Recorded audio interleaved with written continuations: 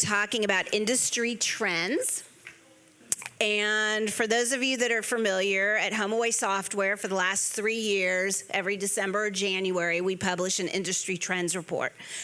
And along with the themes that we've been hearing this whole conference about teamwork and partnership, the way we've done our industry trends report is we have gathered feedback from many of our HomeAway software partners. So this year, what was really exciting is we had 17 of our software partners, software company partners.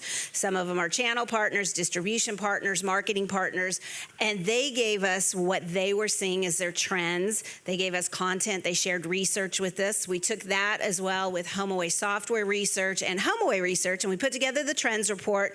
There's lots of copies around the room. If you want to take one or two for somebody back at the office, there's more in the back. So what I did is I reached out to all of our contributors and said, hey, who's coming to the women's conference? Do you want to present with me? Thinking I was going to have like a couple people and we were going to have a panel.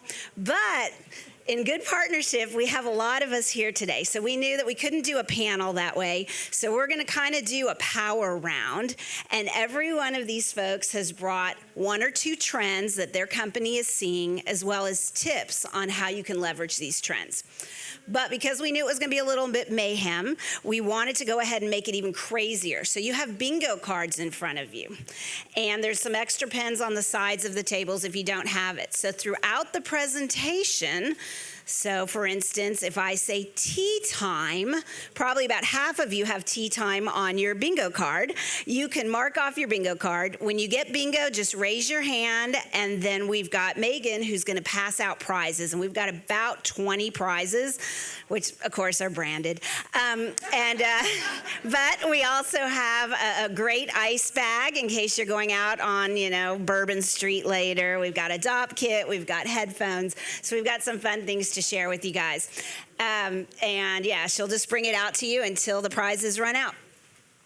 So what we found this year, which was really interesting, was that every year we see some trends in what people are saying is the trend. And the first year it was about growth, and the second year was about changing and how we capitalize on it.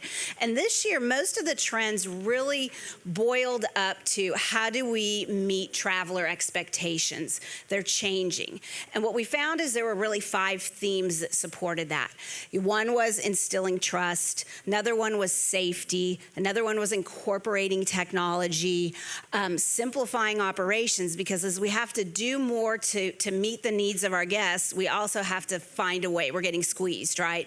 So how can we simplify our operations? And then the last one was crafting experiences. So as we talk today, I think what you're going to start to see is a lot of these trends fall into one of those 5 categories, and some of them fall into multiple categories. So with that, I do want to thank all the contributors who contributed to the trends report, and then also today's presenters. And what we're going to do is just kind of keep switching the mic around and sharing these trends with you. So Jill's up first. Hi, I'm Jill Delaney from Dormicaba Oracode. We are a keyless access control solution for the vacation rentals industry. So my tip or trend is around smart home technology. How that's being offered will become a bigger booking factor as we move forward in the future. Smart home technology continues to evolve in the vacation rentals market. Travelers are expecting the smart home technology that they have at home in their vacation rentals, whether that be the convenience of coming into the home 24/7 to access the property, temperature control, lighting, entertainment systems. Our consumers want comfort, convenience, and safety, and it's our job to give them those new and better guest experiences. So a couple stats for you. The penetration rate for home automation is currently 32% of U.S. households, with a predicted rise to 53% by 2022. There's an estimated 30.7 billion connected devices to be active by 2020. Home automation is on a faster growth curve than the smart home was at its height of its boom.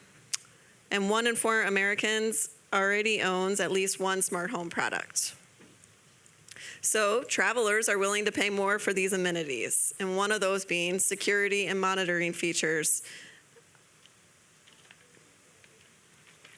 So my tips or takeaways for you are to capture additional bookings by offering smart home technology, whether that be eliminating security breaches with keyless access entry, reducing cost and staff time on unit access. If someone loses their key and they're coming up, to needing someone from maintenance to be there 24/7 to come to the property. Sometimes properties are strewed across many miles to do that. So reducing the staff time spent. Improving operational efficiency, whether that be receiving alerts when temperatures exceed limits, remotely automating property temperature, or setting a minimum and maximum temperature for off seasons at your property. Monitor and record access to properties, whether that be housekeeping, guests, your hot tub maintenance personnel. Receive alerts when they've completed their duties, and welcome guests with a comfortable temperature. Greet them with a well-lighted property, appropriate temperature, a warm hot tub. Reduce the overall hassle that your guests have to go through. And I forgot to mention that if you see one of the words on a slide, you can also mark it on your bingo card, just in case we forget to say it. All right, Point Central. Should I use this mic or? Sure. Okay. Hi, everyone. My name is Kara Edmond, and I am a product manager at Point Central. We are a smart home enterprise platform for property managers. And like I mentioned, I'm a product manager, so I sit more on the technology side. I don't go to a lot of these conferences. I'm usually hard at work behind my desk, working with the engineers. So feel free to pull me aside afterwards and talk more about our technology if you're interested. So the two trends I'm going to talk about, sort of along the same lines as Jill, are automation will move from optional to essential, so keys will be a thing of the past, and smart home technology will become a bigger booking factor. So the two sides to this are that smart home technology is going to operationalize your business, but it's also something that guests are looking for. So you get a win-win with the smart home technology. Excuse my looking over here, but 86% of millennials said they would pay more for a property outfitted with smart home technology, and 68% of boomers agree. So what this means is that with smart home technology, you can actually charge more for your bookings, and this will help pay for the technology, and over time, you'll actually end up building a revenue off of installing smart home technology into your properties. So Jill focused on why smart home technology, which was a really good transition into my topic, which is more focused on, if you know you want smart home technology, how do you pick the right provider? Because there are a lot of providers in the space. And you want to think of who you pick as sort of a partnership. And you want it to be someone, there are a lot of startups in the space, a lot of people who might not be around in a few years. So you want to pick someone who you're confident is going to be a partner for life and really help you through the process of installing this technology, making sure it works for you, and seeing through the whole life cycle. You're also going to want to make sure that it's reliable and secure in its platform. This is obviously, that keys work. So a lot of times the pushback to switching to keyless is, well, we know keys work. Are these smart locks going to work with the same reliability? And the answer is yes, but it depends on your provider. And you need to make sure and do your research that this provider is going to have a reliable platform. And in the case where something doesn't work, that there's a backup or a way to still get into the property and that they worked out all those workflows. And then also, like I mentioned, you want to make sure that this provider has a hands-on support team to be able to help you through the entire process, because we all know it's really overwhelming and it's a really big investment that you're making in smart home technology. So you want to pick a provider who's going to make this investment worthwhile and help you through the entire process so you can actually own that technology and make the best use out of it.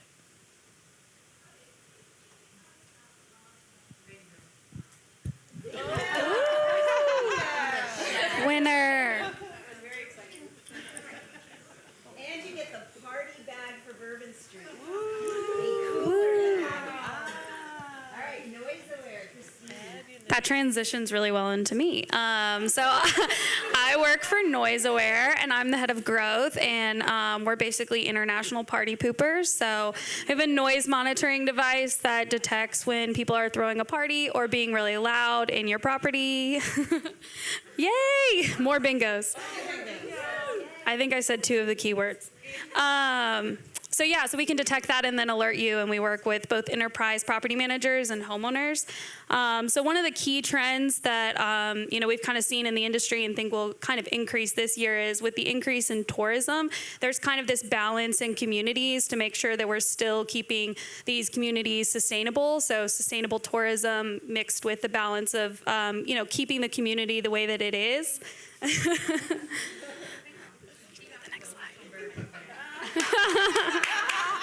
I'm helping everyone win.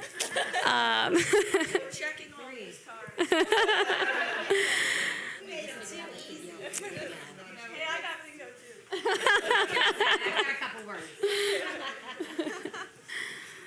So, this is kind of one thing to pay close attention to this year. Obviously, all of us are in the vacation rental industry.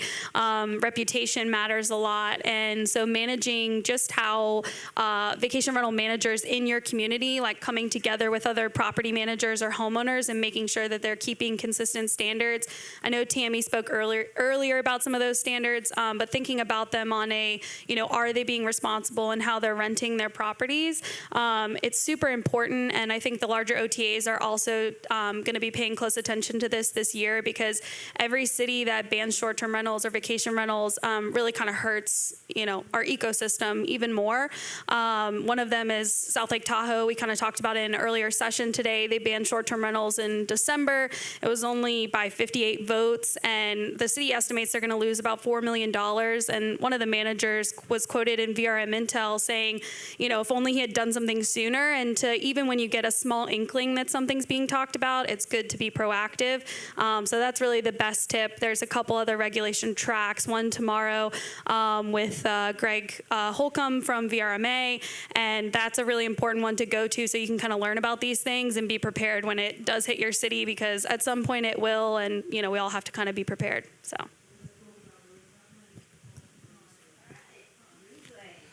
Hey guys, my name is, somebody else has bingo. My name is Corinne Oakey. I am the VP of Sales at Breezeway. We're a relatively newer organization into the industry, but have been serving our vacation rental partners for some time in other capacities. So the trend that we're going to talk about today is that trend coming from your travelers for that high quality demand and that demand for the additional services, which is just going to put more pressure on your organization's property operations. The word, when I started in this industry in 2008, vacation rentals were not the mainstream, right? They got another one.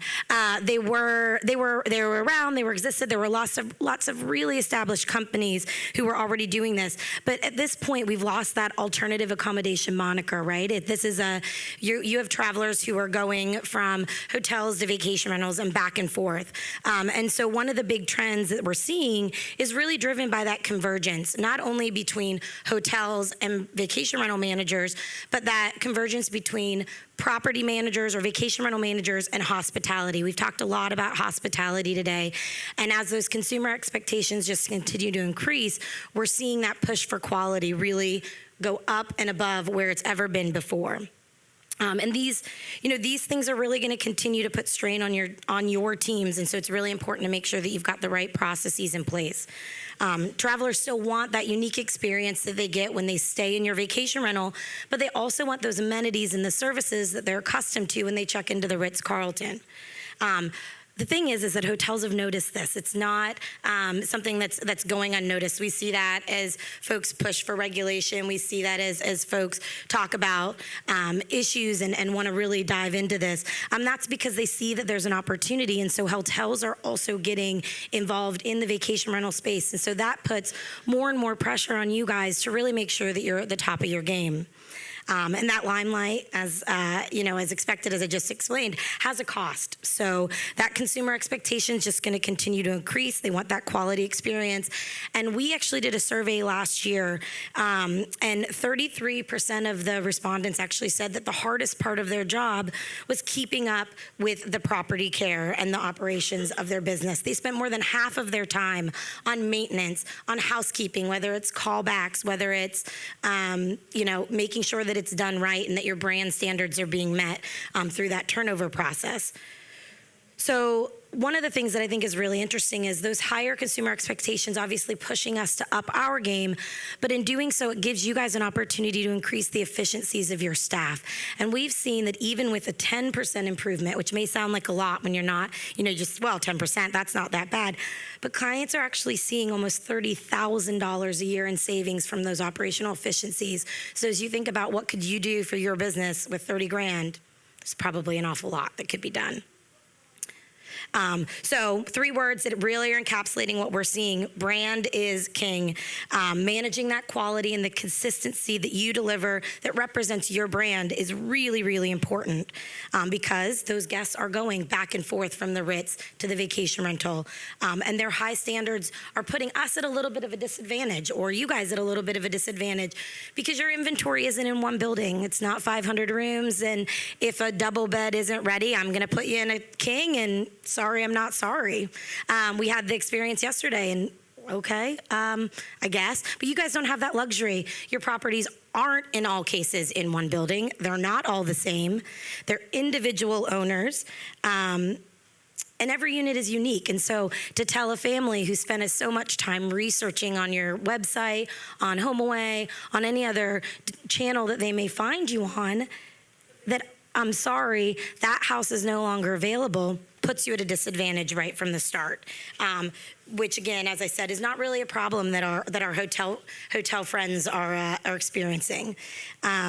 And we can't be at different standards of expectations for our guests. So they're making a snap judgment. With the addition of keyless entry, they're not coming to your office and being greeted by your front desk staff or your reservation agents. They're walking into the property, and if those properties are not in pristine condition, meeting all of those expectations, you're in for a long week. And I feel bad for you because that cannot be fun. So I think that's super important, because what we're seeing, right, is that that trip is no longer just about the perfect trip. It's about the perfect trip and everything that goes along with it. It's a series of small touches that you guys can add to create that lasting and that memorable experience. And I'm not talking about something that you're not probably doing. I'm just encouraging you to think about how you're doing it and how you can apply it, not only amongst your reservation agents, so not only do they know what is going on, but that your whole team is aware of what's going on. Who are these people? Why are they there? That's really important. So one of our tips, I guess I would share with you, is to empower your whole team, not just those res agents, not just the person who answers the phone when there's an issue, so that they can call the guest by name. They know information about the house. I can't imagine if there was something wrong and I called and I said, well, I can't imagine because it's happened. But there was an issue. I called to check back on it. Yes, okay, yeah, let me get your number and let me call you back. What if your agent that answered the phone could say, I can see that John just came out. He had to run over to Home Depot and get a part. It looks like he's gonna be back in about 20 minutes. So just, don't worry about that. We're still on it. We didn't forget. I think that's super, super important and really actionable and available to your teams to go ahead and do, because it is really just as important that the guests see and interact with every member of your team. If you guys have ever sat in a session with Dirk Johnson, he says that the housekeepers are your brand. They are generally the only person in many instances that interact with your guests on a daily basis or on any basis, in fact. And it's not just about the guests, right? Offering that personalized service to your owners is just as important. And I think that that's gonna help you not only in an owner retention plan, but also in an owner acquisition opportunity, and a way to differentiate yourself amongst your competition, because you can show them how much care and attention you put to their properties. one thing too, if you're not doing this, I was talking to somebody at lunch, and one of the things that she said is that they actually have an entire list, a really long list that they promise the homeowner they're going to do when they're in their house. And I said to her, how do you actually do it? And she said, well, we tell the housekeepers that's what we want them to do. So how do you know that it's done? And I think that's really important to think about that, so that you can make sure that those pillows that have to be red, blue, green, and if they're blue, green, red, not gonna fly, making sure that that's actually done. So those macro trends, the higher customer expectations, more exposure and awareness for the industry, which is driving more work for you guys, and more competition to get not only your guests, but your owners. That emphasis on the quality, it's the industrious side of what you do. Nobody can do that for you. You guys are on the feet in the market, and that's super important to make sure that you're really dedicating and buckling down on that part of your business, so that you can prepare that perfect property and deliver that quality experience to the guests and also to the homeowners when they come in. Because it's not just what they want, it's what they're demanding. And if you don't do it, not to be a Debbie Downer, but if you don't do it, somebody else will. And so set yourself up for success right from the beginning, because that impact and the reward for doing that is really going to pay off. And I think that we're going to see, this emphasis on property care just continue to increase over the next, 5 years. And that's all I've got for you. So Vanessa is up next. Oh, well, that. Bingo. Was her name on the card? My name was on the card. Is this thing on?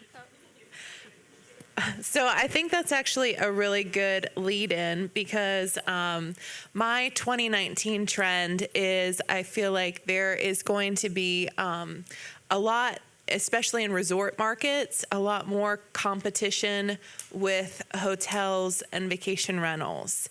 And I think you're probably already seeing that, just as Corinne had mentioned, with the services, but also I'm from IC&D, by the way, and we do marketing. So a marketing perspective. So, basically right now you could be promoting your complexes, right? And those complexes could be put on VRBO, HomeAway, Airbnb, right? Because you're a property manager and you're managing individual properties.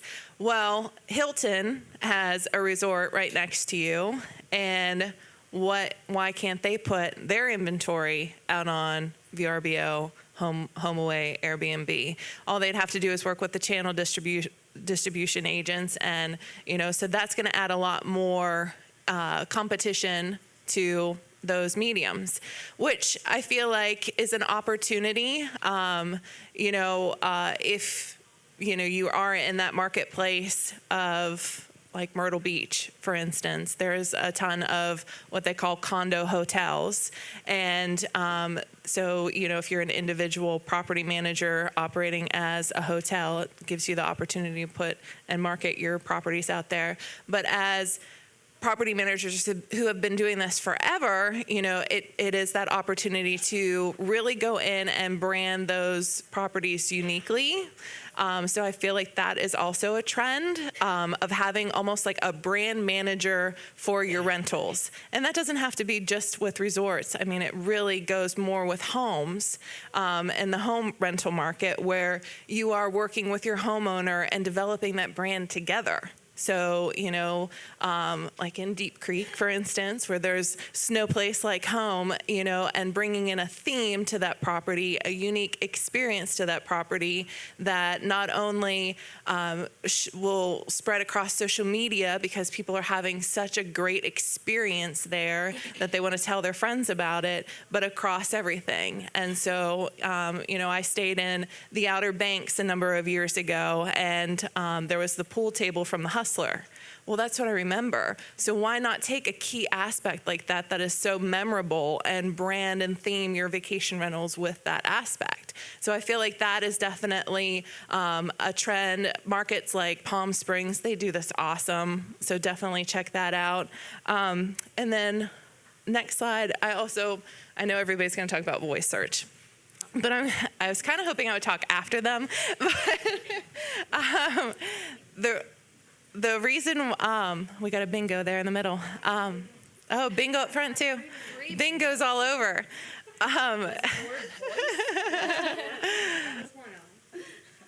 So there's definitely a lot of hype about voice search, and right now the analytics and all the data that they're collecting is a little bit skewed because they're counting voice search as even things like, "Hey Alexa, set a reminder for Madeline to go potty at." Because I have a 4-year-old, okay? So she's now this is a great story. She's potty training, and so I have to set a reminder to tell her to go potty, right? Well, Alexa, she recorded as "go party." So we get a reminder every night. My husband's like, "Why am I getting a reminder to go party?" But those things. Hey, Alexa, set a reminder in 10 minutes for the kids to go to bed. That's all getting counted in your voice search. So the thing about it is Alexa doesn't know, and Google doesn't know, and Siri doesn't know how to say, I can't say to Siri, "Hey Siri, what's a good vacation rental for me to stay with my family of 5, 4th of July week even?" I mean, it's the technology is not there to make it really something that's going to be actionable. And so I feel like 2019 is not the year for it. It's coming up. There's a future. You got bingo? Or you have a question? I was going to say that my company is working with a partner of Amazon Alexa for Hospitality to bring voice into vacation rentals for consumers. So I totally agree with you on search, but I think that voice is coming for travel and for consumers, but not for... Yeah, I mean, if I'm the Hilton and I have all of the same hotels, it's really easy. So just like Google is moving into these different marketplaces with resorts first, I feel like Alexa and everybody else is going to do the same thing, but it's really hard. Booking a vacation home, just like we're talking about, Bran, is so visual. You can't see the pictures.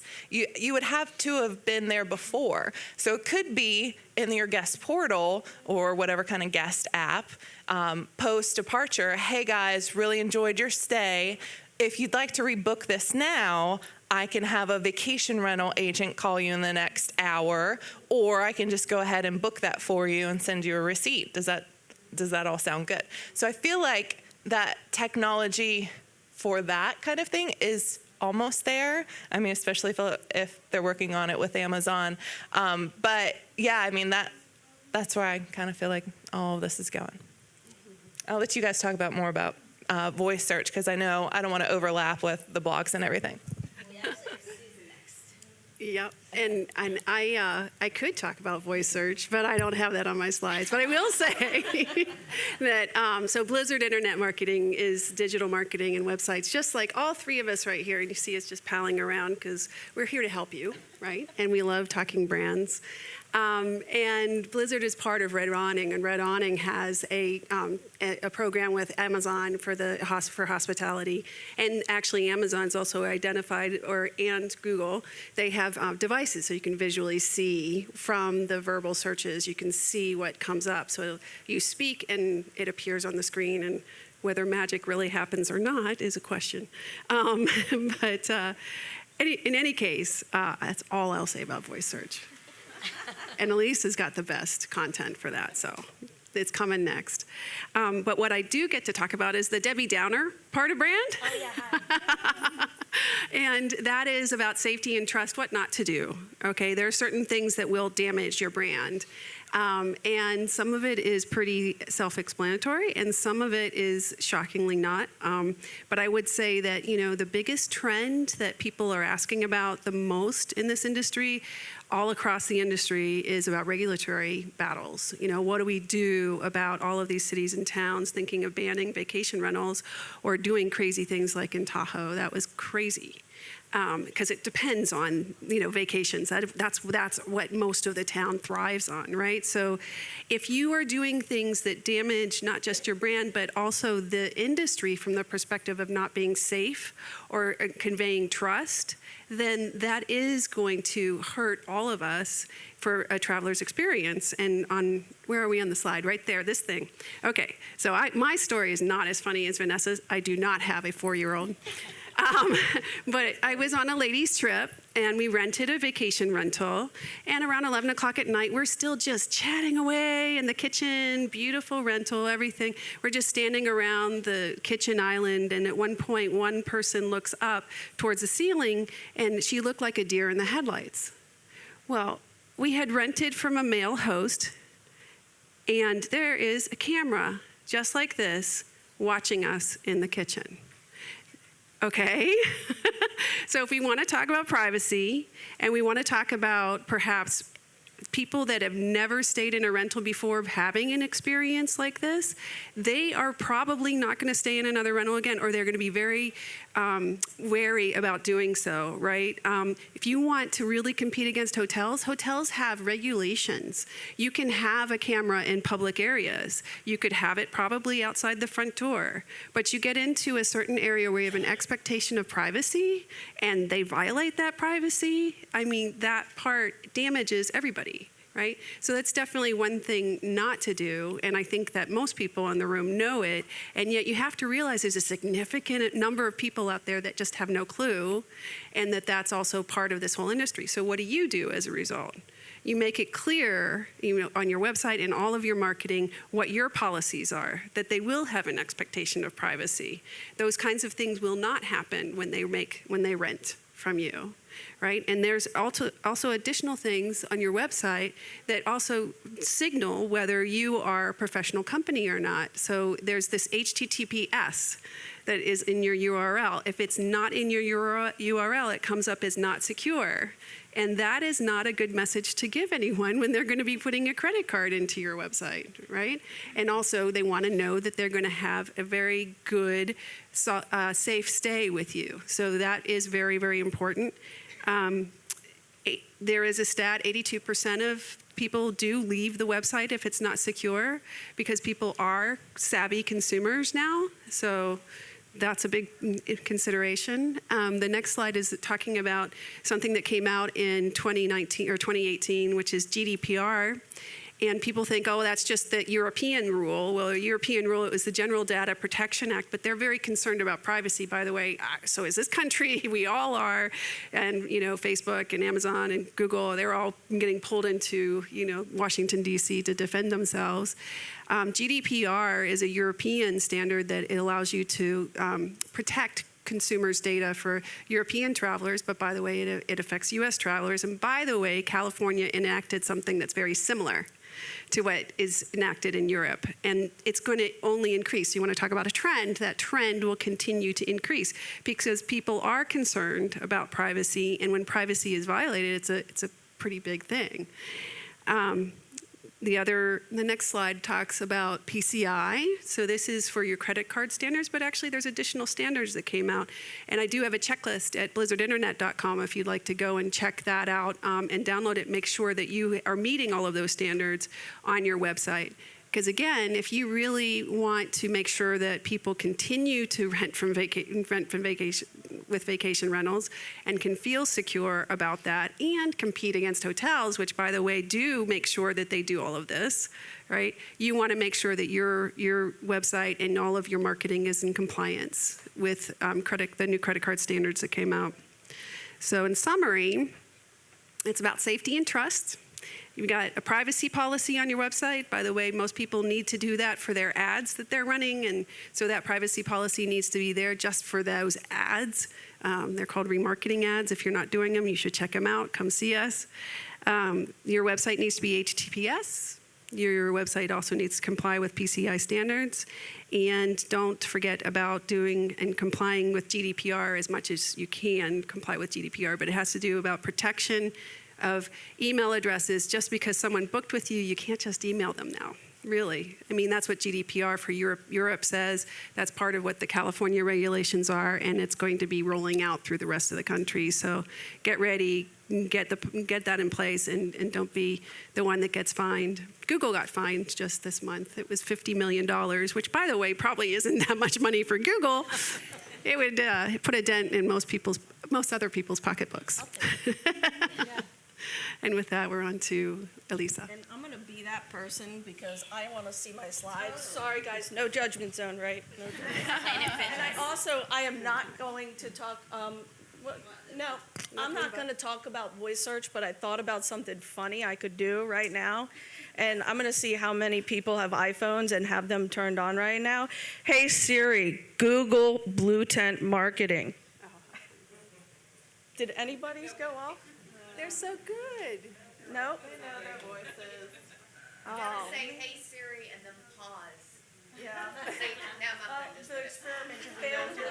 I am not going to. Now we're in a judgment. I'm going to talk about microsites. Surprise!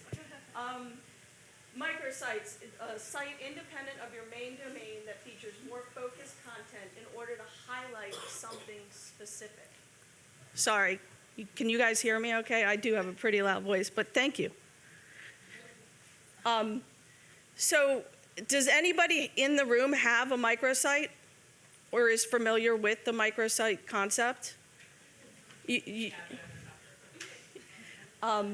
Well, for the vacation rental industry, we see our clients using it for subsets of inventory, different campaigns, events, and different market segments. On the next slide, this is a microsite, and I bet you guys are all familiar. I know Vanessa is familiar with this because the whole IC&D crew has elfed themselves.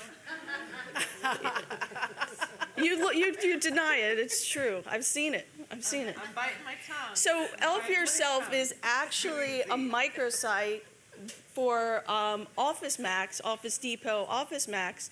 It is got a single call to action, and that is for people to elf themselves. And at the end of the video that they've elfed themselves, not only the people that have elfed themselves, or the people that I was doing you, or the people that have seen it all over social media, there is promo codes and coupons for Office Max. So it was brilliant, and it'll be around forever. The 3 ways, just to get into this, I only have 4 minutes and I could talk forever. 3 ways PMCs are using microsites to drive more bookings. I want to get into that real quick. The first way is to highlight subsets of your inventory, and we talked a little bit about that before. We're seeing people use it to highlight specific resorts or complexes, specific towns or areas. If you have a subset of luxury homes that feel that they need separate representation or they're better, their properties are better than some of the other inventory. Event homes, small hotels or inns, and pet-friendly properties. I want to tell you a little bit about an example. We have a client who's actually here, Maslin Seal from Village Realty. If you get a chance to talk to her and you're interested in the concept, she has used our cloud websites to build 6 microsites off of, they have about 1,000, little bit over 1,000 properties in the Outer Banks, and they're all mostly weekly rentals. Well, they now manage 6 hotels or 5 hotels, and the hotels are completely different from their regular inventory, and they have their own brand. They had their own website, they had their own brand, and we needed to figure out a way to drive direct bookings specific to that, and so they didn't get lost in the Village brand. And we don't want the Village brand to get lost either. So they built a microsite for each one of those properties with their own domain, works off of the same, I think it's V12 that they use, comes out of V12, and it just shows a subset of inventory with a direct booking engine for each of those hotels. And as a matter of fact, I was just talking to her today, she built a 6th website that has all of the brands. That now focuses, there's a landing page for each hotel. So there's 6 websites, 5 for the individual hotels, and 1 that represents all. Their conversion rate on those websites is super. It is 1.25%, which I think is a pretty high industry average. And the other important thing to remember is a lot of people say, well, won't that dilute or take away from my main website? It is not taken away from the main website. They're seeing an increase in traffic on both sites and an increase in revenue. Right, you're gonna have to go fast, because we are 1 minute away from. Okay, I can do this quick. These last ones. You can also use these to market unique destinations. So we have a client in Oregon that has properties in Bend and Cannon Beach, ski destination, kayaking, things like that, other than the beach. So they have microsites to represent each destination. And also, it's a great tool for retaining new owners. There's, like you talked about Myrtle Beach with all the different resorts, and Orlando with all the the complexes and the resorts. We have some people building sites for, let's say, like Champions Gate in Orlando. So they go out to the owners and say, look, I'm giving you representation without other properties to compete against that are specific to those. All right, and I'm gonna do a 10-second version of mine, and then we're gonna restart, because it is time for us to go drink, I think. So the trend that I wanted to talk about is data-driven tools. We're hearing a lot about it. We're hearing about data being used for marketing. We're hearing about data being used for pricing and revenue management. We're hearing about business intelligence tools and people trying to sell us things that are going to help us make better business decisions. And all of it is real. But what the question is are we ready for it, right? Some of it is in the early stage. The marketing tools are very advanced right now. And so we did a survey, and sorry, I put the wrong one in there. It says awaiting validation, but it's actually real. I forgot to change it out. But basically what we did is we surveyed people to say, when you hear about new technologies, what's your likelihood of using them? And what we found, which is pretty common, is about 15% of people are early adopters, and those are the ones you're hearing about right now at the conferences who are using all these tools and they're showing you all this great results. About 15% of people are going to be late adopters. They're going to wait and wait and wait, and all the rest of the people fall in this middle zone, and we're getting really close to that middle zone where we're going to start wanting to test some of these tools. We're going to start wanting to incorporate them. They're going to start being more readily available to us. And so my tip for everybody here is just start educating yourself. If you're not already using them, that's okay. You're not behind, but you're going to want to start reading up on what does it mean? What does machine learning mean? We heard a little bit about that earlier from Tina. What does artificial intelligence do? How does data come together and get aggregated in a way that it's useful? So my tip is just start reading. And also start giving your staff a heads up, because a lot of your staff's going to be really nervous. Like, I don't know what this is about. But the tools are going to be built in a way that they're usable. They're not going to expect us to all have computer science degrees. So we shouldn't be scared. But at the same time, this is a great year, I think, for all of us to start getting educated, because by next year, we're going to have a lot of really cool things on the horizon that we're going to be able to use to grow our business and make us more efficient. So that's it. Thank you. I want to thank everybody here. They all had great tips for us.